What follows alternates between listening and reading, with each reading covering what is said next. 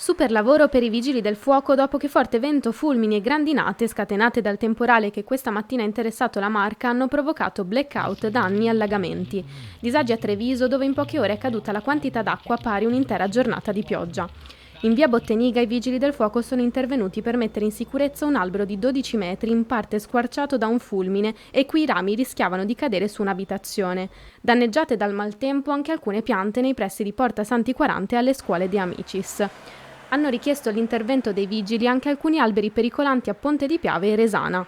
A Villorba, prima un fulmine su una cabina elettrica, poi il danneggiamento di un cavo, hanno causato dei blackout risolti in qualche decina di minuti. A Casieri invece ha creato allarme un albero caduto in una proprietà privata, tranciando un cavo dell'energia elettrica e causando un blackout di quartiere che ha coinvolto anche un'azienda, la cui produzione si è dovuta interrompere. Subito intervenuti carabinieri, polizia, vigili del fuoco e i tecnici della rete elettrica.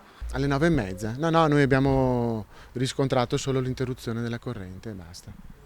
Sa per caso quando riprenderà la corrente? Non lo so, bisogna sentire loro, penso che ci vorrà un giorno o due per la riparazione perché c'è il canale di mezzo e per cui penso che le operazioni siano un po' più complicate per ripristinare la linea. Quindi oggi la giornata è persa? Sì. Sempre che non ci attivino subito il gruppo. Le intense precipitazioni hanno provocato anche allagamenti a Treviso e San Biagio di Callalta, tutti di lieve entità.